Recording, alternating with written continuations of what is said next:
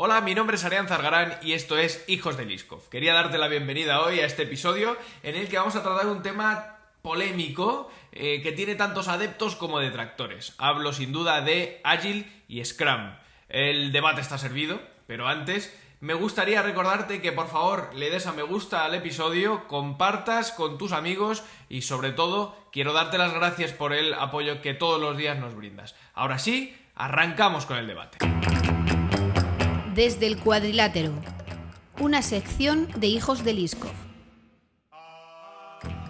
Arrancamos entonces hablando sobre Scrum y Pedro, creo que tenías una opinión bastante formada al respecto. Danos un poco hechos históricos y acontecimientos que han pasado para que acabemos desarrollando nuestras aplicaciones en las empresas tecnológicas de esta manera.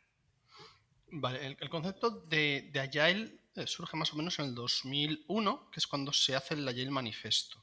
2001, 2000, siempre dudo, me bailan los números, pero es cuando surge el Agile Manifesto. Y al final es una recopilación de prácticas anteriores, como Scrum. El famoso Scrum surge en Japón en los años 80. Pero también ya había otras prácticas en marcha en esa época, como Street Programming y otras que ahora mismo no, la verdad es que no recuerdo los acrónimos porque más o menos han sido abandonadas o son utilizadas solamente en algunos lugares de nicho. Y de hecho el Scrum que utilizamos nosotros es una iteración sobre el Scrum original. Al final, Scrum y todas estas metodologías lo que están buscando es que en lugar de hacer una larga iteración, que es lo que sucedía en la metodología del software, una larga iteración en entrega al final, lo que se busca es hacer iteraciones más pequeñas, más cortas, en las cuales se entrega valor y se es capaz de analizar el valor entregado y pivotar en caso de que sea necesario, con diversas metodologías, en muchísimos frameworks y muchísimas aplicaciones del mismo framework. Pero en definitiva eso es lo que se busca. La idea de Scrum, si no recuerdo mal, viene del rugby. Es una fórmula o este framework lo que intentaba era que todo el mundo trabajara como un equipo. Y a partir de ahí se adoptó la idea del Scrum. No tengo ese concepto histórico de que venga del rugby, pero podría ser. Lo que yo sé es que se desarrolló a finales de los 80, principios de los 90, mediados de los 80 diría, en Japón, y que luego, y obviamente ha habido cosas que luego se han adaptado, sobre todo cuando esto saltó a Estados Unidos, y puede ser cuando se hayan hecho las incorporaciones de las iteraciones cortas, en ese sentido, con story points. Pero originalmente, si lees los manuales originales de Scrum, había muchas cosas que hoy en día estamos aplicando que no estaban ahí.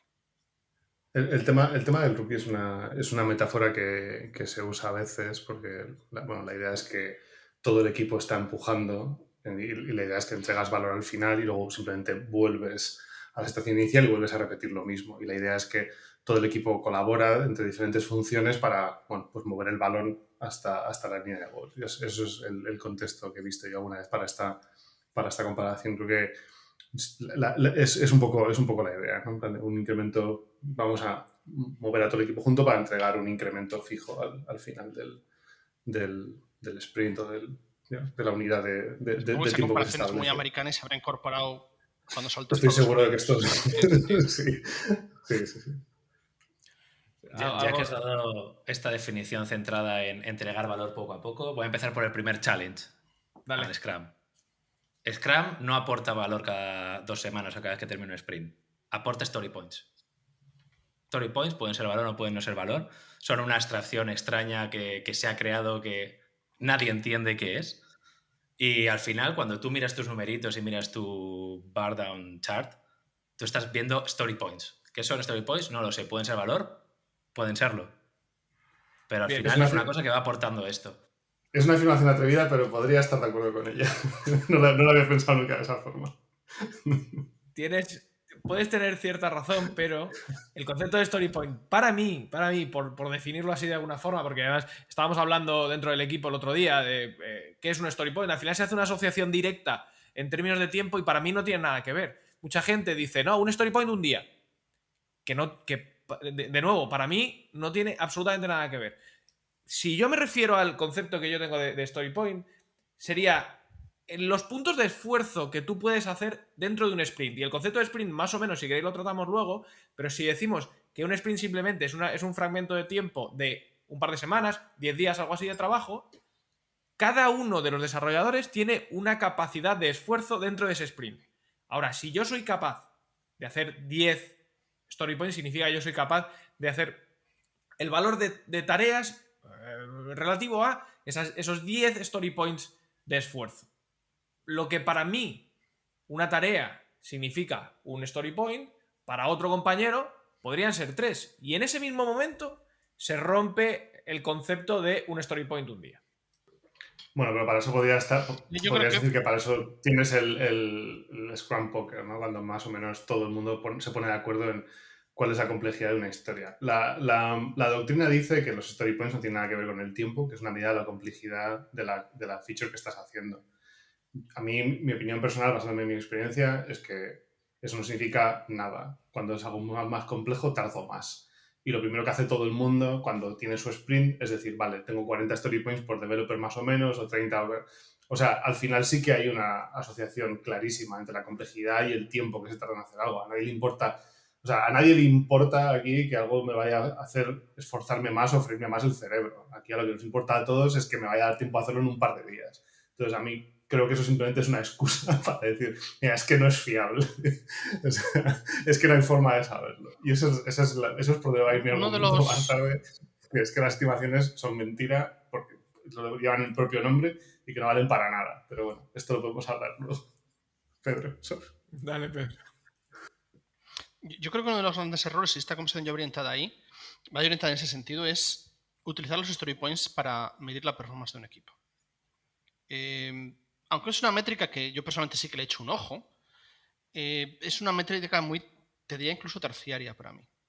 Para mí tiene mucho más valor el cycle time y tiene mucho más valor el delivery de las features, entendiendo como feature, por ejemplo, un epic o una task de gran valor. Tiene mucho más valor el número de bugs reportados en producción. Hay otras métricas que tienen mucho más valor. Entonces, uno de los errores clásicos es utilizar los story points como métrica de un equipo. El story points no es nada más que un sistema dentro del equipo para medir el esfuerzo que pueden realizar en una iteración determinada. Punto. ¿Tiene sentido medirlo? Dentro del equipo puede tener sentido medirlo orientándolo a cómo de efectivos somos midiendo el esfuerzo que somos capaces de hacer. Nada más. Y por desgracia, y un poco enlazando con lo que comentaba Roldán, acaba siendo... hemos hecho un delivery de tantos story points. Eso es un error. Tú no haces un delivery de tantos story points. Tú haces un delivery de una feature determinada, en un tiempo determinado. Eso es realmente lo que yo tengo que medir al final de los sprints de mis equipos y lo que tiene lógica de medir. Y es el valor que yo veo al Agile más original. El primer curso que yo hice de Agile, allá en el 2002, en Madrid, hace muchos, muchos años, ya con incorporaciones iniciales de Scrum incluso. De hecho, no existía el Scrum Master, la figura que había era la de Tech Lead, que luego fue mutando hacia el Scrum Master, que es otra conversación que podemos tener larga y tendida, sobre cómo sucedió esa evolución, digamos. Entonces, el concepto es que había un Tech Lead y había un Product Owner. En la época en la que yo hice mi primer curso, y en teoría yo soy Scrum Master desde entonces, aunque no haya ejercido nunca. O Tech Lead, que era el curso de Tech Lead dentro del framework de Agile. Bueno, pues todo esto lleva a que realmente y luego hay es lo que llamo las guerras de Scrum. No es, si falla algo es porque he estado aplicando mal el Scrum. Cuando creo que en general en la industria se aplica de una manera bastante inexacta. Y creo que es uno de los grandes problemas. No tanto el framework, y no soy un gran defensor de Scrum ni un gran defensor de Agile, aunque le veo una gran utilidad. Y luego la defensa a ultranza. Cada vez que oyes a alguno de los gurús de Scrum, no, porque el Scrum no está funcionando, no, eso es porque no lo estás aplicando bien. Bueno, o quizás es que hay algunos problemas estructurales en cuál es el concepto de Scrum hoy en día. Sí, yo esto también quería que habláramos, que es el tema del integrismo con el Scrum, y estoy seguro que va a haber alguien viendo esto que va a decir, no, es que no lo estoy explicando bien porque ese caso está ya explicado, no sé qué, es como, seguro, o sea, perdón, pero no, o sea, son muchos años de experiencia combinada aquí en la que creo que todos hemos probado diferentes formas más puras, menos puras, pero al final los problemas que tiene el sistema son los que son. Tiene muchas cosas buenas, supongo que es la razón por la que lo seguimos haciendo, pero sí, no sé, es muy difícil o es imposible aplicarlo como se supone que tiene que aplicarse, salvo que dediques un esfuerzo significativo a asegurarte de que estás siguiendo la liturgia de la manera que está prescrita, cuando al mismo tiempo te dicen que, bueno, que luego también puedes adaptar sus cosas, ¿no? Es un mensaje un poco confuso, yo creo. Creo que es un poco clave, porque una de las cosas que tiene Scrum es que aparentemente se vende como una metodología muy simple, cuando en realidad seguirla tal y como en teoría tiene que ser seguida es bastante compleja. O sea, hacerlo tal cual está definido y hacerlo bien es complejo. Carga a los equipos de unas ceremonias y una burocracia que terminan siendo una pérdida de tiempo. Está centrado en torno a un par de roles que muchas veces no tienen un mapeo exacto en posiciones en la empresa. O sea, tiene una serie de complejidades que tú lo piensas de inicio y te lo cuentes. No, es muy simple, es muy fácil empezar a seguirlo. Pero el problema es que lo empiezas a seguir y lo terminas siguiendo mal. Y yo qué sé, la stand-up termina siendo un reporting. No es algo que... al final lo que estás diciendo de hay los gurús que te van a decir no, es que no lo están haciendo de la forma correcta. Esto sucede porque es una cosa tan compleja, no es sencillo, que hay muchas interpretaciones y la mayoría de interpretaciones, al menos en mi experiencia, son negativas. Bueno, a ver, en parte sí, es verdad que tienes razón, pero por darle un punto de vista algo más positivo, en principio estoy de acuerdo en parte con aquellos defensores del Scrum, en primer lugar porque se ha convertido en un estándar. Entonces es muy fácil saltar a un equipo nuevo y simplemente meterte en la rueda de trabajo, porque básicamente todo el mundo utilizamos la misma metodología, y creo que en parte también hay un componente de estar preocupado por el ritmo de trabajo, las emociones de los trabajadores. Creo que Scrum sí define bastante bien todos esos puntos en los que dice, bueno, vamos a este ritmo, pum, pum, pum, pum, todos a la vez. Y esto para mí es importante. Creo que son dos aspectos fundamentales para defender al menos la incorporación o la implementación de un sistema parecido que no tiene por qué necesariamente ser estricto con lo que marca el manual. A Pedro lo he dejado pensando. Eso ya es un hito histórico en este podcast. Está razonando por qué me estoy equivocando en mis afirmaciones. Yo diría que no es así. Diría que el mayor valor es poder realizar iteraciones que te permitan ver los errores lo antes posible. Y creo que lo ha notado bien también antes Roldán, si no eres capaz de hacer un delivery de valor, de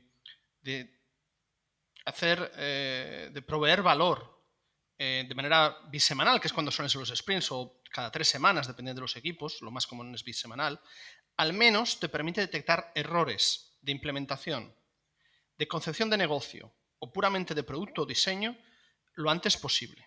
Creo que para mí ese es el valor central. Es verdad que alrededor hay una serie de ceremonias y una serie de procedimientos que te permiten, de manera secundaria, gestionar mejor un equipo. ¿Pero por qué? Porque te permite detectar los errores antes. Y los errores pueden ser muchos.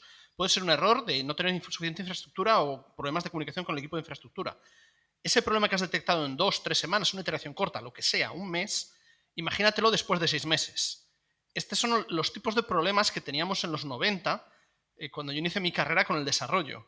Todo iba bien, lo habíamos probado, habíamos hecho algún test de integración y cuando salía el día del despliegue, año 97, mi primer deploy después de 6 meses de desarrollo fue el infierno.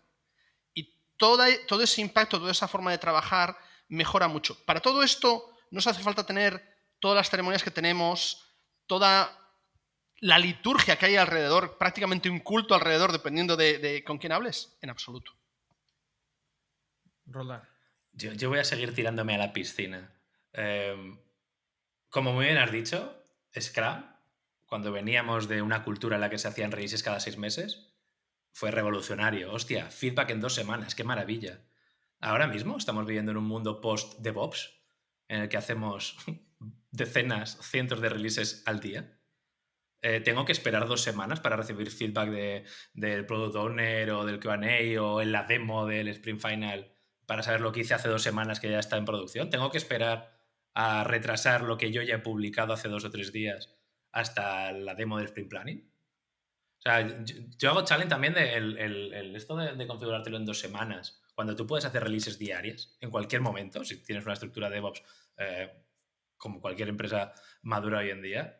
También es un challenge. Cuando tienes feature tokens, tienes rollouts, observability, monitoring, ¿necesitas esperar 2 semanas a que te valide todo el mundo hacer esta demo del sprint planning? ¿Es necesario?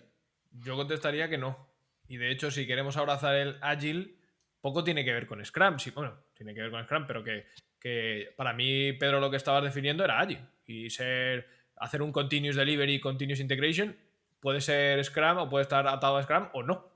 Puedes estar trabajando sin todas esas reuniones que constantemente se repiten. Yo, por mí, la comunicación directa y Slack me resuelven muchos problemas. No necesito tanta reunión. De todas maneras, hay una cosa aquí que... eres tú y tu equipo el que ponéis que en Scrum tenga que hacerse las reuniones cada 2 semanas. Tú en Scrum podrías decidir que tus ciclos son de un día.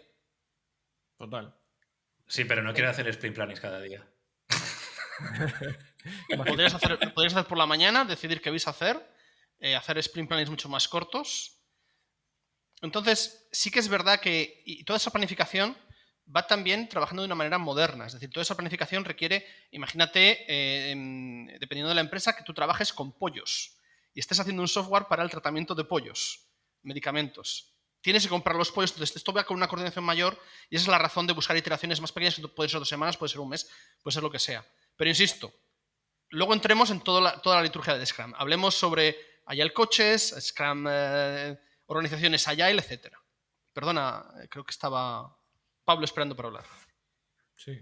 Sí, es que Rodan ha dicho una cosa interesante. Yo creo que alguien podría decir que no tiene nada que ver la velocidad con la que tú saques features a producción, ¿no? Simplemente se trata de que hay que sacar, no sé, hay que sacar un roadmap, entonces la idea es dividir eso en incrementos de un par de semanas, cosa que el equipo entero puede sacar en un par de semanas, y luego si tú te lo tienes antes y lo quieres largar a producción, pues en principio está bien, no pasa nada. Puedes hacer un feature travel o puedes no hacer nada, simplemente sacar lo que sea antes, ¿no? Creo que simplemente es una especie de medida del timebox definido para que más o menos sea algo que es masticable, algo que se puede planificar, ver qué implicaciones hay con diseño y tal. Entonces el equipo está enfocado en eso y está todo el mundo trabajando al mismo tiempo con diferentes funciones intentando sacar ese set de features. Y la idea es que luego pues hagas tu demo al final y todo el mundo lo ve y tal. Es verdad que puede ser que lo de las 2 semanas ahora mismo se esté quedando un poco... O sea, con la tecnología que tenemos hoy en día se esté quedando un poco, no sé, atrás o un poco anticuado. Es verdad que nosotros normalmente cuando llegamos a las demos al final del sprint, todo lo que estamos enseñando ya lleva en producción por lo menos unos cuantos días. Simplemente las cosas que son nuevas para el equipo o para el resto de gente que está viéndolo es lo que hemos estado trabajando los últimos 3-4 días del sprint. Todo lo demás está ya en producción. A veces hacemos los demos en staging solo porque no tenemos el flag puesto en producción y ya está, pero es lo único que nos separa de verlo, ¿no? Y esto, sí, no sé, es un concepto interesante porque a mucha gente fuera de la ingeniería, por cierto, se les atraganta esta idea de que está todo en producción mucho antes de que lo des por entregado. Pero bueno, esto es historia para otro día, supongo. Sí, pero que en ese sentido Pedro tiene razón, que es que no cambia el modelo. Que tú le pongas un tiempo 2 o 3 o de cuántas semanas, incluso si quieres dividir el año en Qs, no cambia el modelo. Al final, yo creo que sí. Para mí sí, porque hay un payload que tiene mucho que ver con que está muy determinado, por desgracia, por las ceremonias. Entonces, si el equipo está usando 4 horas para hacer la planning, hay que hacer grooming antes de la planning y hay que hacer los estándares de mierda de cada día y no sé qué. O sea, hay una cantidad de cosas que tienen que ocurrir ahí que efectivamente limita. Para mí el principal motivo tenemos Scrum sprints de 2 semanas ahora en mi empresa, pero mi principal motivo para hacerlos de 3, por ejemplo, sería el payload, que quiero menos tiempo de meetings en relación al tiempo de trabajo efectivo del equipo. Entonces creo que hay un límite inferior. Rodan está de acuerdo. Pedro no. Tenemos que inventar emojis aquí online para un +1. Dale, Pedro, a ver. Aunque Scrum es todo un mundo, en teoría, lo que se puede hacer es que no tengas sprint planning, tienes un backlog ordenado, con periodos, con ciclos de iteración definidos a nivel de equipo, en una conversación entre el product owner, el equipo, con business y con todos los potenciales stakeholders, en los cuales el backlog está ordenado, empieza el ciclo determinado, que puede ser 2 semanas o X, y arrea, vamos pillando top-down, porque están ordenadas top-down, en función del impacto de negocio y la estrategia de la empresa, y vamos cogiendo tareas pim pum pam durante 2 semanas, hacemos la retro, la demo, y no hace falta nada más. Entonces podemos poner el ciclo en un día, en 2 semanas. El problema está en cómo está conceptualmente aplicado en todas las empresas Scrum, que tenemos que tener religiosamente las 5 ceremonias. Tenemos que tener el stand-up, tenemos que tener la demo, tenemos que tener la retro, tenemos que tener el grooming y tenemos que tener el sprint planning. Y en algunas ocasiones incluso un grooming y un pre-grooming, si me apuras. Y hay que hacer un Scrum de Scrums cuando tenemos más de 4 equipos dentro de un dominio determinado. Y hay que hacer, y no hay que hacerlo, son herramientas que hay que conocer y aplicarlas y utilizarlas. Es decir, el grooming es muy útil en determinados equipos. Cuando llega una feature determinada hay que sentarse. Pero al final, ¿el grooming qué es? Ha sido la reunión de arquitectura de toda la vida que se sienta todo el equipo en una pizarra y empieza a pensar y lo hace junto con el product owner y alguien de negocio quizás que tenga idea de lo que hay que sacar adelante para ponernos de acuerdo en qué hay que hacer y cómo lo hacemos. Y ya está. El stand-up es muy útil de tal manera que sepamos rápidamente qué está haciendo todo el mundo y no nos pisemos en los pies, no tengamos sorpresas y estemos un poco al tanto dentro de un equipo de qué estamos haciendo. ¿Es imprescindible? No. En mi opinión, suele ser bueno, sobre todo hoy en día con mucha gente trabajando remoto, tener 5 minutos por la mañana, te conectas a una reunión rápida, hacemos un círculo rápido y lo hacemos. Ya está. Pero el problema está en que hemos acabado aplicando Scrum como una liturgia, que forma parte de un culto. Entonces tenemos que tener sprints de 2 semanas y si no va a llegar alguien a decir no, tu sprint no es adecuado en 2 semanas. Si lo haces de 1 semana es demasiado corto y no permite iteración. Si lo haces de 3 semanas, la gente se aburre. Y lo repiten como papagayos, porque lo he oído hasta la saciedad. Y hay equipos que, por su dinámica, por cómo son como personas, les viene mucho mejor tener sprint de 3 semanas. Y hay equipos que juntas a 4 linces ahí y dicen 2 semanas, yo no necesito ni sprint planning. Y tienen razón. Entonces, al final estamos aplicando un template sin sentido. Y de verdad se convierte en un culto. Y es muy difícil razonarlo con determinada gente. Yo he visto ese... Dale. No, que yo he visto ese mismo... Perdona.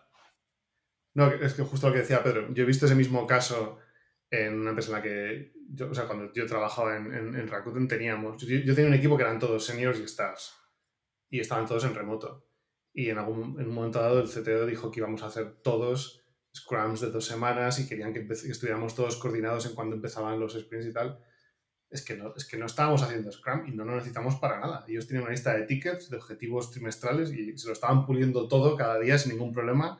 Estamos trabajando algo más parecido a Kanban. En plan, bueno, podemos trabajar un par de cosas al tiempo y tal, pero es que no teníamos ningún orden y no nos hacía falta para nada. Al final lo que hacíamos era, vale, hay que mandar las 2 semanas y hay que mandar el report al final, vale, pues yo más o menos lo ordenaba así, mi lunes por la mañana, ¿os parece bien? Sí, ok, al final del sprint mandábamos el report y adiós, ya está, era simplemente lo que ya hacíamos con un par de emails cada 2 semanas. O sea que sí, es un poco lo que decía Pedro, a veces la liturgia se interpone. Te voy a dar un +1 al tema del seniority, porque creo, sinceramente, que está muy relacionado. Yo he tenido equipos en los que, o he estado en equipos en los que el hecho de estar trabajando todos siendo bastante seniors y además que cada uno pudiera lanzar features prácticamente de manera independiente, hacía que en Scrum no hiciera ni falta. Incluso te diría que hasta el Kanban, bueno, había veces que hasta no lo pasábamos un poco por el arco del triunfo. Entonces, creo que está íntimamente relacionado. Tú cuando estás trabajando con un junior necesitas darle una guía y me entiendo que como manager lo habréis vivido 1000 veces en los que acompañarle un poco, llevarle de la mano es hasta bastante positivo. Rotan. Totalmente de acuerdo. O sea, si tienes gente buena, si tienes gente competente, sabe cómo trabajar, esa gente necesita menos burocracia, no más. Al final esto lo que es añadir un montón de capas para impedir que la gente pueda trabajar. Si tú le das a tu equipo, si tienes un equipo bueno y le das toda la información posible y creas un entorno donde son autónomos y confías en ellos, no necesitas ninguna metodología que trate al equipo como niños. Si tu equipo tiene unos KPIs y unos OKRs claros, o sea, es otra cosa que estábamos hablando antes, story points, no, ni siquiera features. A mí me da igual las features que saque un equipo. Yo quiero que lo que saca un equipo mueva una métrica, cree más pedidos o aumente, reduzca el churn rate o lo que quieras.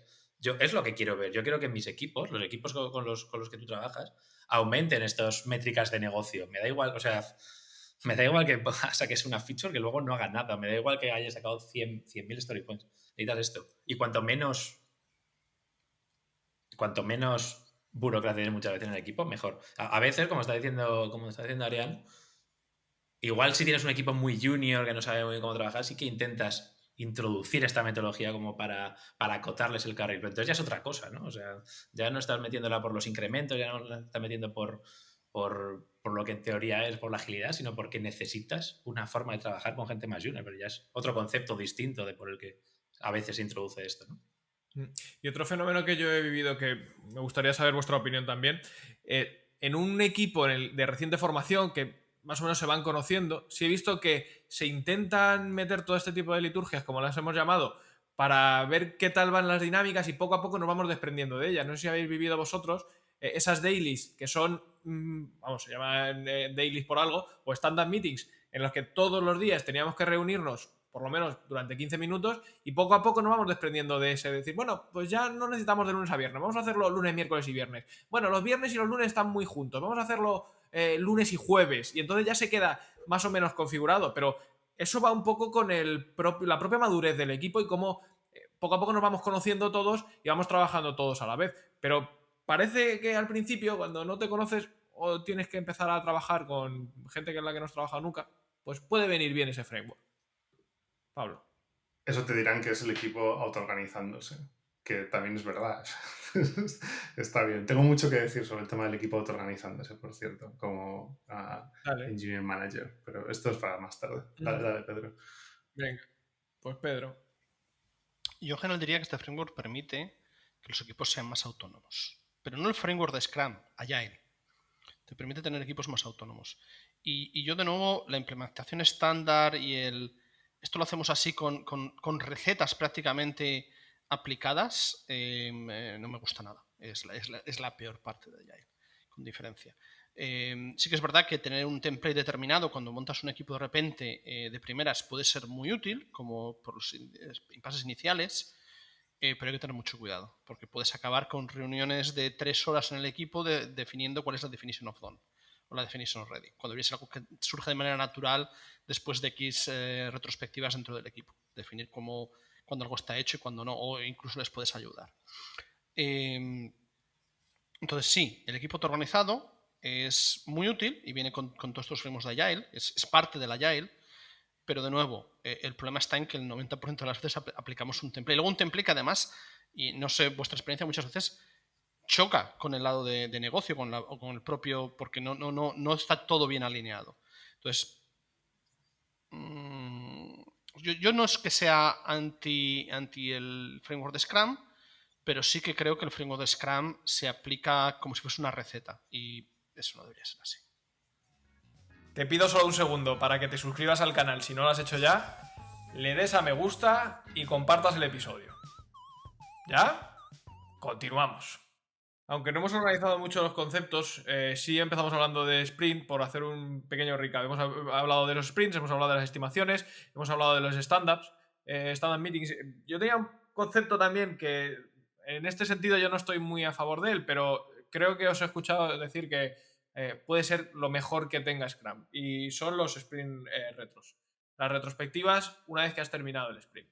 Y Roldán, creo que había sido tú el que había intervenido para decir que es lo potable de Scrum. Totalmente. O sea, creo que es lo único que... prácticamente lo principal que salvaría de Scrum es la retro. O sea, da igual la metodología que sigas, la forma de trabajar que sigas.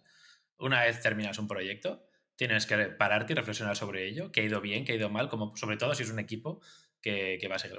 Incluso aunque no sea. O sea, yo alguna vez he formado parte de task force de estas que se crean para resolver problemas concretos, y también he insistido en hacer retros para ver qué ha ido mejor, por qué ha hecho falta ese tipo de task force para resolver un problema. Entonces las retros son una cosa que creo que son lo principal que aporta Scrum, porque es la forma de ir mejorando, de conseguir que el equipo funcione mejor a largo plazo. Pero es lo mismo, o sea, también es algo que también requiere su esfuerzo hacerla. No puedes hacer una retro y tirarla. Muchas veces haces la retro y siempre está la discusión, ¿no? ¿De qué te puedes quejar en la retro? ¿Solo de lo que hemos hecho mal el equipo o de los problemas que tenemos fuera del equipo? Porque muchas veces el equipo tiene ineficiencias por temas de la empresa y a veces se quedan ahí en la retro porque luego alguien tiene que sacarlo. Por ejemplo, tienes que tener un manager que vaya más allá y saque estas cosas. O asegurarte de que se van haciendo. Entonces, la retro es algo que a mí me gusta mucho, hagas Scrum o no, pero también tienes que seguir una metodología para hacerlas bien. Perdóname, Pablo. Roldán, ¿qué es para ti una buena retro? ¿O qué sería para ti una buena retro? Una buena retro. Buena pregunta. Primero tienes que conseguir que todo el mundo se sienta seguro de hablar, todo el mundo esté en condiciones de que sepa que puede hablar sin ningún tipo de miedo. Que conseguir que sean conversaciones que sean blameless, que no echen culpa hacia los demás. Y bueno, luego tener una discusión sobre priorizar cuáles son las cosas que el equipo considera más importantes de lo que se ha hablado y tomar las acciones más importantes que decía el equipo y asegurarte que se cumplen. Pablo. Yo estoy de acuerdo con que es un meeting muy útil y creo que es muy importante creo que en cualquier cosa que hagas en la vida tomarte el tiempo de reflexionar sobre qué tal te estás aproximando a tu objetivo o cómo lo estás haciendo en general. Yo voy a decir una cosa que no me gusta de la retro y que me parece un poco, no sé, peligroso o complicado del concepto. Lo que yo he visto en mi experiencia como manager de varios equipos es que ciertos elementos pueden intentar utilizar las retros para impulsar una agenda política o para mover la culpa de ciertas cosas usando información que tienen gracias a la retro. O sea, puede haber gente de producto o de diseño que forman parte de la retro, que están allí sentados escuchando a cosas que han ido muy mal en ingeniería, porque normalmente los ingenieros somos los que hablamos en las retros y se supone que tiene que estar ahí todo el equipo junto participando de eso.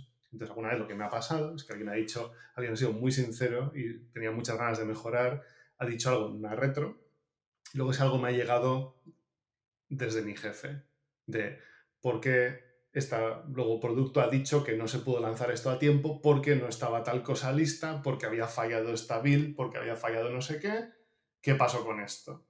Entonces, con el paso de los años y ahora que estoy involucrado en la parte más política del trabajo, no sé si Pedro puede tener una opinión similar, me he vuelto un poquito más conservador y me preocupa un poco más lo que se dice y cómo se dice en esas reuniones, y no me importa que ciertas cosas se resuelvan de otra forma, en privado o en un Slack, en vez de se iren públicamente. Requiere como cierta disciplina colectiva, que eso no se convierta en otro tipo de meetings más que acaban siendo utilizados de forma política.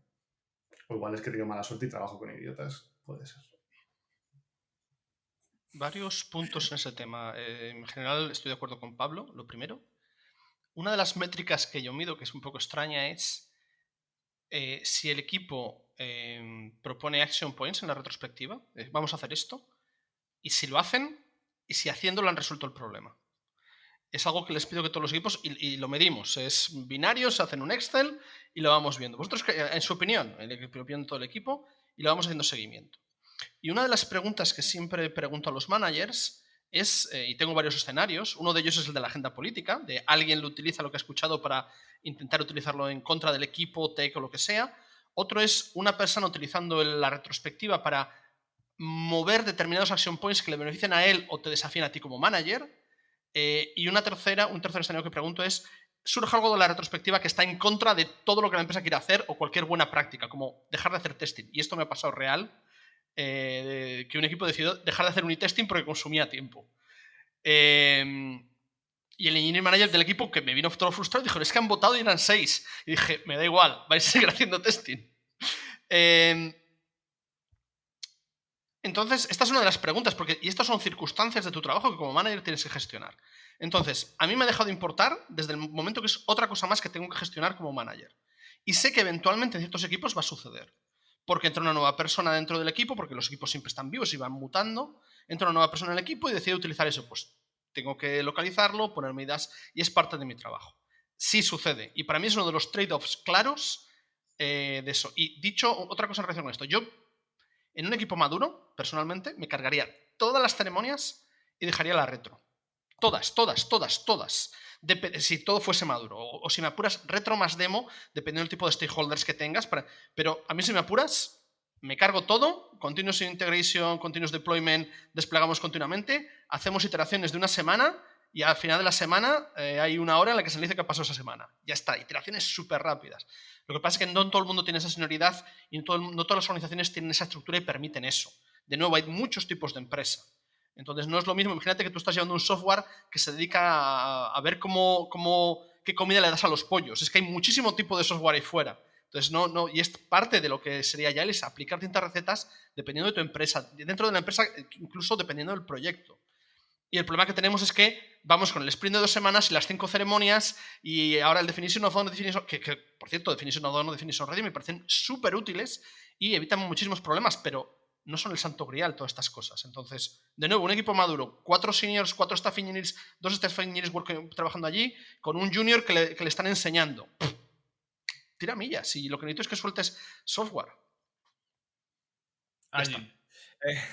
A ver, por rematar un poco de las retros, que es que yo también tengo una opinión y no sé si vosotros seguís también este modelo, pero nosotros básicamente cuando hacemos las retros tenemos estas 4 columnas, las básicas en las que añadimos todas las cosas que han ido bien, segunda, cosas que han ido mal, tercera, que para mí es la única importante, es los action points y por supuesto hacer el seguimiento de las reuniones anteriores, y una que yo borraría del mapa, que es la de los kudos, ¿no? La de las felicitaciones. Para mí, la de que ha ido bien me puede valer mejor o más o menos. La de las cosas que han ido mal es verdad que es bastante subjetiva, porque eso también depende de cada uno. De decir, bueno, pues es que ha ido bien o ha ido mal, o yo considero que esto debería ser. Y en este punto, yo he vivido algunas situaciones en las que prácticamente todo lo que entra en la columna de qué cosas han ido mal tiene que tener un action point. Cuando para nada tiene por qué ser así. Que yo considere que hay cosas que podían haber ido mejor, pues no significa que esto tenga que tener un action point directamente. Bueno, pues el equipo mismo puede decidir que mi preocupación o mi inquietud no es una prioridad para el equipo. Y más allá de los action points, porque creo que, de nuevo, para mí es el epicentro, Q2. O sea, para mí deberían desaparecer. Creo que es una fórmula que se utiliza para tener mayor visibilidad, para darle nombre a gente que, bueno, pues tal vez puede haber tenido mayor o menor acción en esa semana o en ese sprint. Y al margen de todo, creo que hay veces en los que, bueno, yo siendo manager veo difícil que no darle kudos, por ejemplo, a todo el equipo. ¿Cómo consideraría o cómo harías para, siendo manager de todos, no darle kudos a prácticamente todos los integrantes del equipo? Y en ese momento, para mí, los kudos deberían desaparecer. Arian, enemigo del buen rollismo. No, o sea, no, de verdad que yo pero si yo tengo que decirle algo, se lo digo directamente. Es que no necesito hacer visible una columna de kudos ahí para felicitar el que hagas tu trabajo bien, perfecto, genial, maravilloso. El problema es cuando se utiliza esto como todo, cuando empiezas a generalizar algo y hacerlo porque sí y dar kudos a todo el mundo porque sí puede hacer su trabajo. No, o sea, a mí recientemente nosotros integramos, vamos variando las retros en nuestro equipo y vamos poniendo distintas columnas y recientemente introdujimos la de kudos. Y es una cosa que está bien, o sea, no tienes que decir a todo el mundo gracias por hacer tu trabajo, sino la gente que hace su trabajo extremadamente bien se lo agradece. La gente que se ha comido un buen marrón, por ejemplo, las últimas semanas tenemos un compañero que está comiendo mierda de otros equipos y sistemáticamente durante las 3 últimas semanas en las retros he puesto, oye, gracias por comerte toda esta mierda en lugar de dejar que salpicara al equipo. O sea, creo que la columna de kudos hay que utilizarla para celebrar cosas excepcionales. Y al final es como todo, o sea, volvemos a lo mismo. No se puede aplicar, como decía Pedro, ¿no? La receta de Scrum y hacerla porque sí, y de cualquier manera. Son cosas que hay que hacerlas bien. Del mismo modo que estabas comentando que se ha hecho mal o que se puede mejorar, no hay que hablar de todo. O sea, nosotros lo que generalmente hacemos, pues aunque hayan salido 20 tickets distintos en las cosas que se pueden mejorar o que han ido mal, lo que hacemos es votar y cada persona del equipo tiene 3, 4, 5 votos y votas y tratas los 3, 4 temas que la mayoría del equipo ha decidido que son los más prioritarios. No tienes por qué tratar todos. Incluso de los más prioritarios, muchas veces, después de hablarlo, dices, bueno, es que no hay ningún action point sobre esto. O sea, esto es una mierda que es así y no tenemos nada que hacer al respecto. O sea, hay que hablarlo, creo que es algo que hay que hablarlo, hay que darle la oportunidad al equipo de decidir qué es lo importante de esa reunión, qué es los temas que más les inquietan, discutirlos, decidir si hay action points o no. Y luego me parece muy interesante en las retros no siempre hacer lo mismo. Es una cosa que nosotros estamos haciendo, que vamos cambiando. No siempre tienes que decir qué hemos hecho bien o qué nos gustaría continuar haciendo o qué hemos hecho mal. Por ejemplo, nosotros últimamente hay semanas que tenemos la columna de esta semana hemos aprendido esto. Y es bastante interesante. Ten cuidado que las votaciones hacen que luego se acabe sin unit testing. Lo de las votaciones está en otro equipo y no funciona muy bien. Pedro. Las empresas no son una democracia, esto también hay que decirlo. También puede ser que se vote una cosa y sea un absoluto despropósito y se anula más arriba, por eso hay managers y seniors directos. Pedro, perdona. Nada. Al final, la retrospectiva, lo que estás describiendo, Arián, es una dinámica. Es decir, un tipo de dinámica que se está aplicando en tu empresa, pero es que, y cada vez más extendida, porque lo he oído mucho, yo no estamos aplicando el tema de crudos, pero lo he oído mucho, y se convierte en el template, lo incorporamos al template y forma parte de toda la liturgia. Al final, y voy a hacer el viejuno, hace quizás 20 años, cuando empezó Agile, lo primero que yo se discutía, teníamos temas que venían normalmente de business y se discutía los problemas que habían sido señalados por business y productos, se discutían a nivel de ingeniería con ellos en la retrospectiva y qué soluciones se podían poner a esos problemas. Que al final es lo que se busca, es cómo podemos mejorar. Y esa era la dinámica. Luego, muchos años después, cuando fui a Rakuten, vi que ponían una columna de qué hemos hecho bien y dije, pues todo, lo tenemos que hacer bien todo, que es nuestro trabajo y por eso nos pagan. La primera vez que yo vi la columna, que creo que llegó allí Pablo y puso ahí una columna de qué hemos hecho bien, dije, pues todo lo demás, si no estaríamos hablando de ello. Me pareció ridículo, sonreí, puse ahí algo, lo primero que se me ocurre que habíamos hecho bien en la columna de bien y ahora se ha extendido mucho, hay columna de codos y hay columna de cosas, prácticas que tenemos que mantener, hay muchísimas, pero al final estos son dinámicas que se están aplicando para poder al final hacer la cosa central, que es qué cosas podemos mejorar para hacer mejor nuestro trabajo. Eso es lo que se busca en la retrospectiva. Y el resto son dinámicas. Pero es verdad que al final el tema de las columnitas o nubes flotantes con los 3 temas se ha estandarizado y parece que es el Scrum, pero eso no es el Scrum ni es Agile. Es una dinámica para poder aplicarlo. Me gusta mucho que hayas dicho esto, pero alusión. Porque... No, es genial, porque quiero decir, para la gente que piense que estamos aquí solo echando mierda de Scrum, yo he estado muy convencido y yo lo he practicado y lo he intentado hacer todo bien que podía y lo he introducido en empresas que eran un desastre y ha funcionado bastante bien. O sea, en realidad el modelo en general me parece que es bueno. Lo que pasa es que eso es lo que un poco creo que le estamos dando vueltas al mismo concepto. Creo que se ha abusado de una forma y se ha querido estandarizar o radicalizar de tal manera que ha dejado de ser flexible, ha dejado de ser útil en algunos casos. Y me parece que hay equipos que están haciendo el tonto intentando simplemente eso, cumplir con la plantilla, ¿no?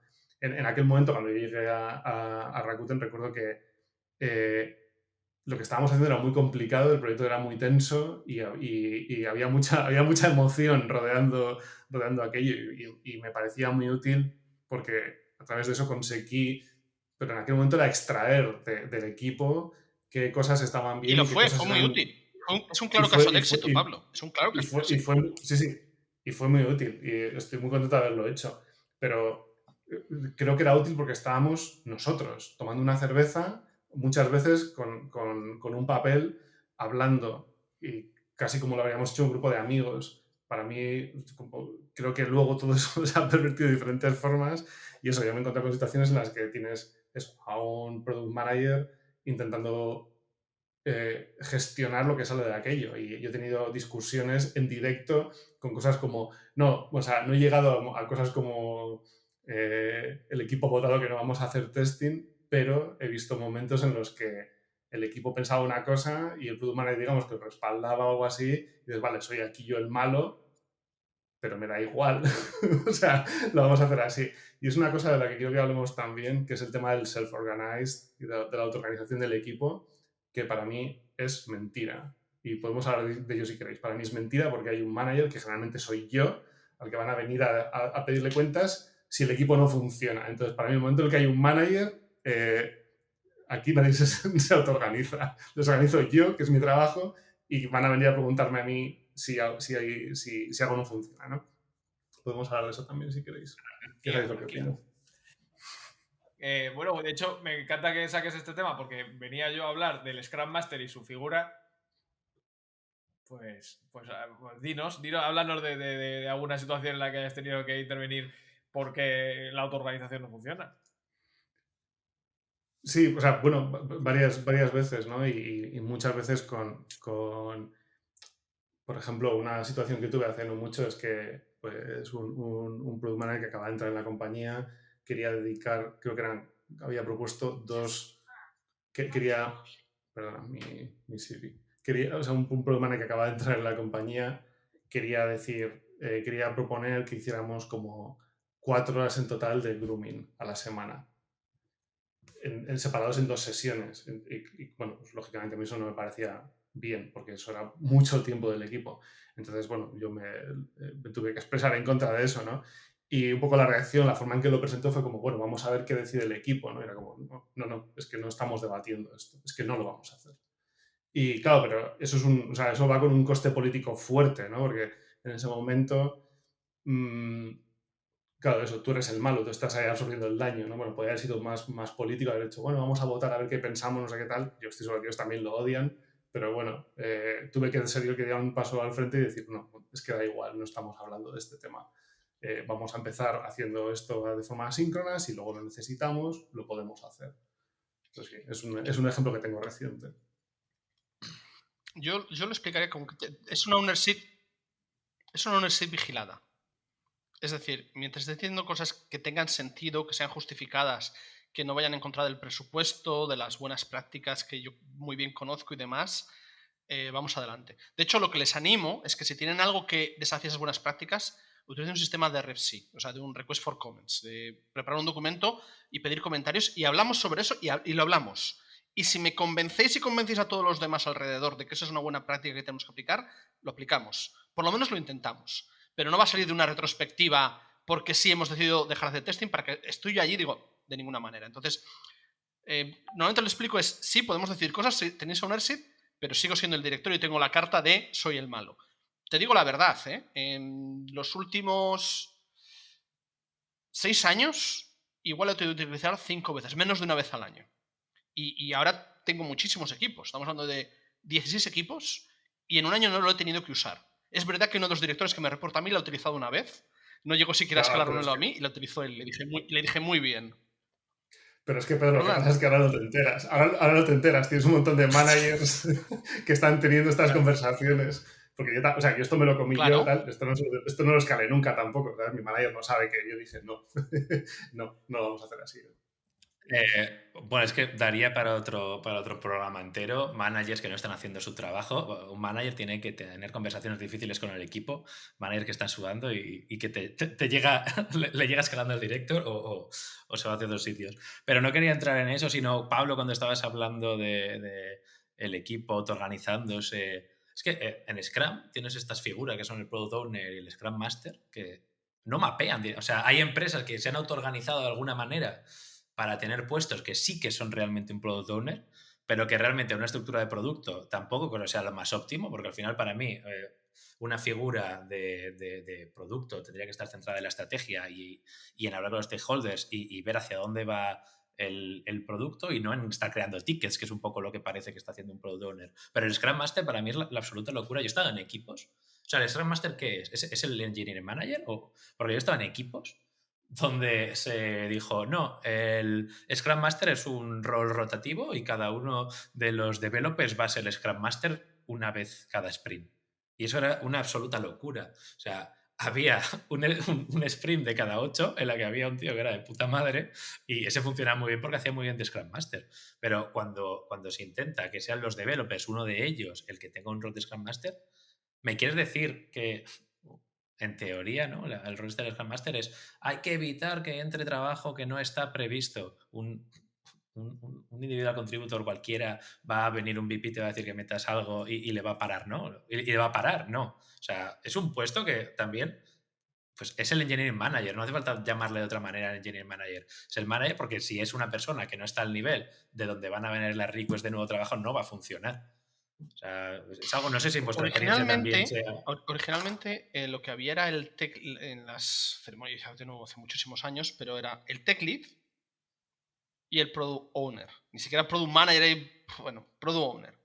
Entonces, el tech lead es el que hacía... Y en un momento dado, en mi transición, en mi tiempo en Valladolid, desde mi tiempo en Valladolid hasta mi tiempo en Barcelona, esto mutó y surgió la figura de Scrum Master.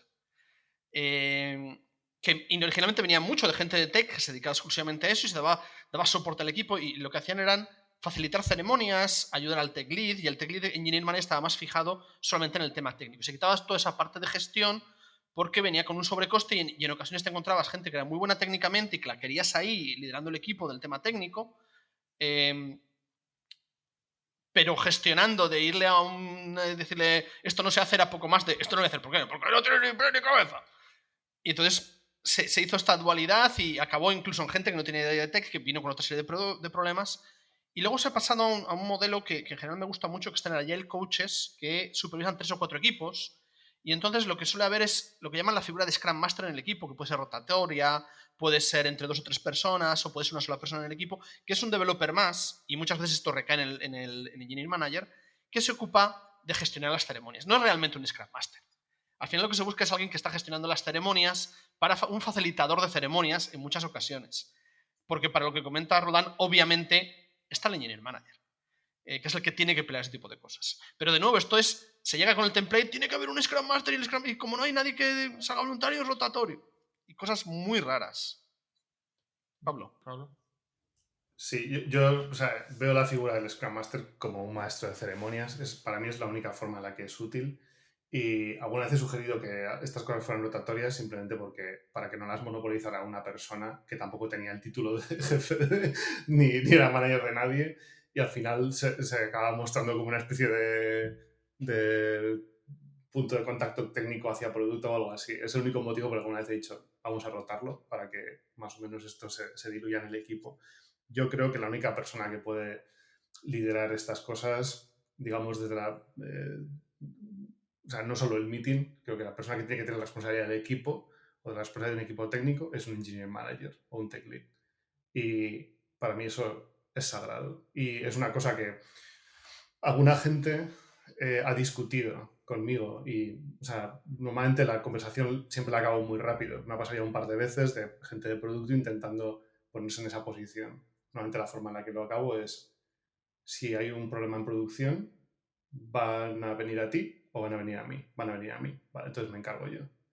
Y si quieres tú encargarte de cuando pasa algo con el equipo, cuando haya un tema de performance, cuando pase algo en producción, un outage o algo, te vas a encargar tú, entonces tú gestionas el equipo. Pero si gestiono yo el equipo, gestiono yo el equipo y también decido en qué trabajan y en qué orden y cómo lo montamos.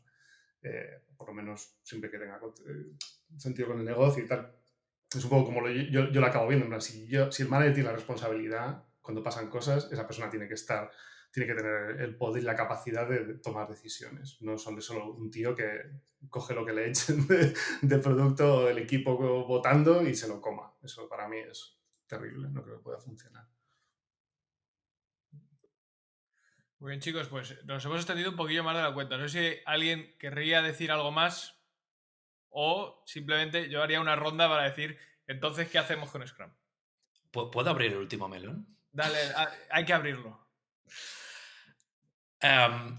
Creo que ya hemos tocado un poco por encima. Creo que daría para un programa hablar solo sobre estimaciones. Hemos tocado un poco por encima sobre la falacia de los story points y las estimaciones. Partiendo de esa base y partiendo de que los sprints se centran en saber cuál es la velocidad de tu equipo en torno a cuántos story points hace y en hacer este sprint plan en diciendo vamos a hacer todo esto.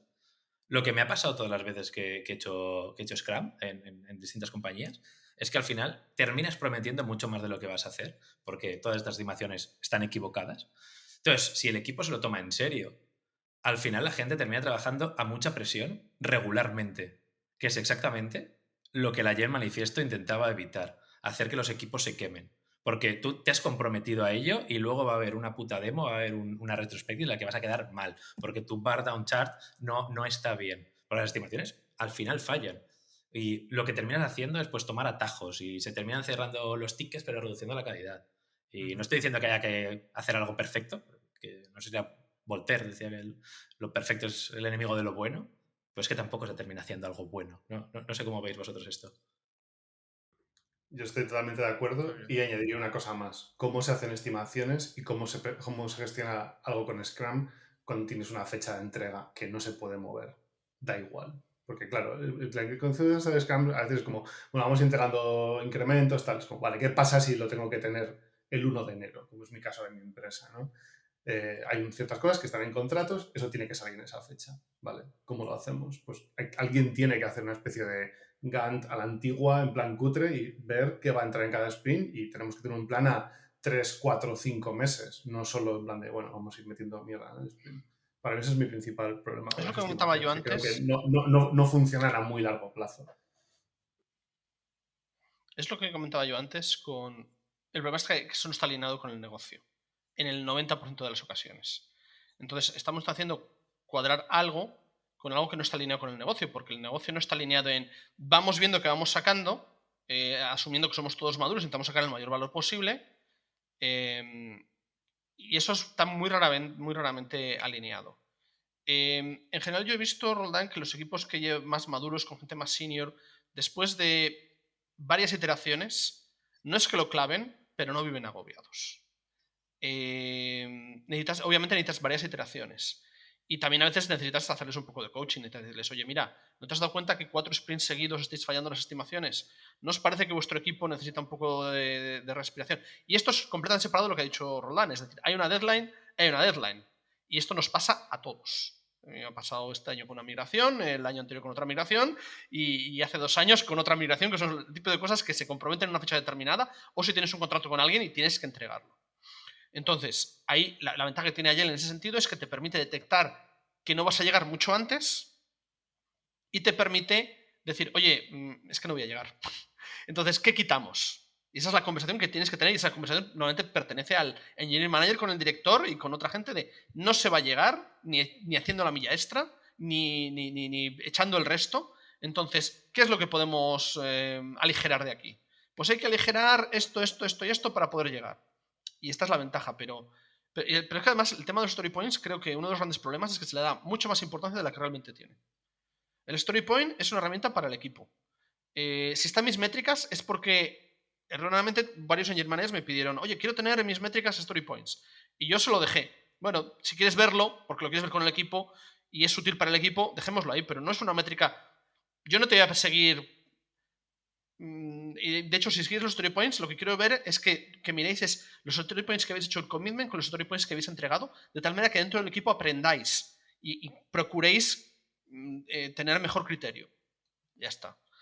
La métrica que yo machaco a la gente, por ejemplo, es con el cycle time o con el número de bugs que has tenido en producción, porque eso me está indicando que tardéis mucho en hacer vuestro trabajo, que tenéis bloques que no habéis definido, que los tickets no están bien definidos, hay una serie de problemas que pueden venir ahí. A ver, a veces es una cosa súper tonta, como que alguien en el Jira no cerró bien el ticket, pero normalmente viene con un problema. O el número de bugs, pero los story points, eventualmente te diría, quitamos los sprint planes, no hay story points, tenemos un listado de tareas definidas por orden de impacto de negocio y hacemos despliegues en el momento que has terminado la tarea.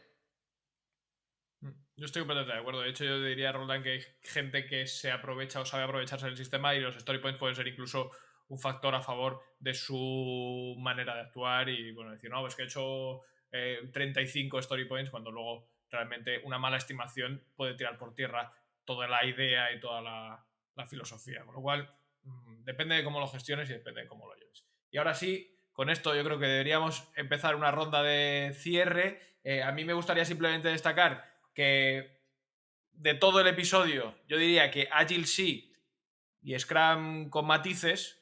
Sobre todo implementaría Scrum en todos los equipos, pero con un solo objetivo, que es la abolición de Scrum dentro de ese equipo. Empezamos con Scrum, pero ya lo quitaremos cuando toque.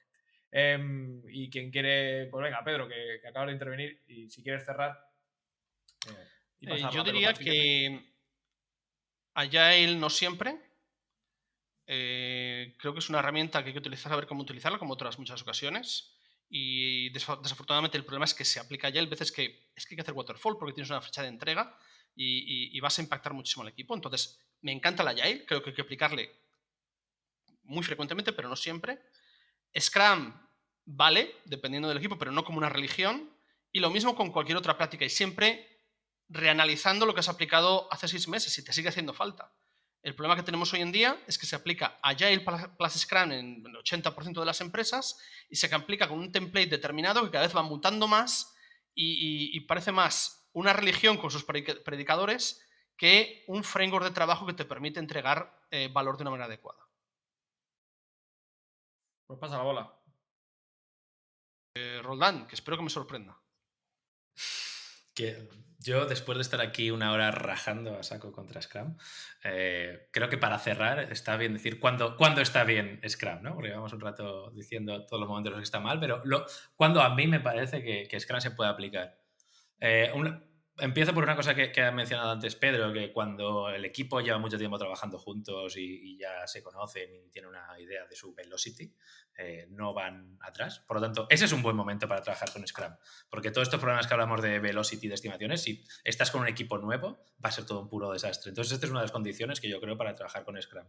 La otra, un tema que no hemos tratado, y es que haya una cohesión técnica. No hemos tratado el tema de equipos multidisciplinares haciendo Agile, haciendo Scrum y todos estos plan y stand-ups. Pero generalmente es un cacao estar escuchando, votando, un Android votando cuánto cuesta hacer una feature en backend, que me parece un despropósito. Entonces, si el equipo tiene una gran cohesión técnica y cuanto menos multidisciplinar sea, mejor va a funcionar Scrum. Luego, creo que alguien lo ha mencionado antes, en una empresa de producto, hay muchos stakeholders. Generalmente cada equipo tiene distintos stakeholders. Creo que Scrum funciona bien cuando hay un único cliente. Si solo hay un cliente y un proyecto, Scrum va a funcionar más o menos bien. Cuando tienes varios stakeholders dentro de una empresa y están trabajando en varios proyectos, yo creo que Scrum no funciona porque tienes que combinar muchas cosas. Y sobre todo yo creo que si hay unas fechas cerradas que cumplir. En resumen, si eres una consultoría y estás vendiendo proyectos a un único cliente con una idea más o menos clara y pocos recursos, utiliza Scrum. Si eres una empresa de producto, sáltatelo la mayoría de las veces. Pues dale, Pablo. Cierra esto de la manera más honrosa posible. De la manera en que yo lo veo, yo diría, entregar pequeñas iteraciones que aportan un valor de negocio que conocemos y hacerlo de manera ágil, colaborando, etcétera, para mí sí. Añadirnos a nosotros mismos un montón de meetings que no sabemos para qué sirven y hacerlos porque hay que hacerlos y lo dice el libro sagrado, claramente para mí no. Ese es mi resumen. Pues yo creo que con esto no se puede acabar mejor. Al final hemos estado todos bastante alineados, ¿eh? Roldán ha sacado un poco la patita al final, pero bueno, cada uno que tome sus propias conclusiones. Gracias, chicos, y nos vemos en la próxima entrega de este episodio o de este podcast. Gracias, hasta pronto. Muchas gracias, chicos. Gracias.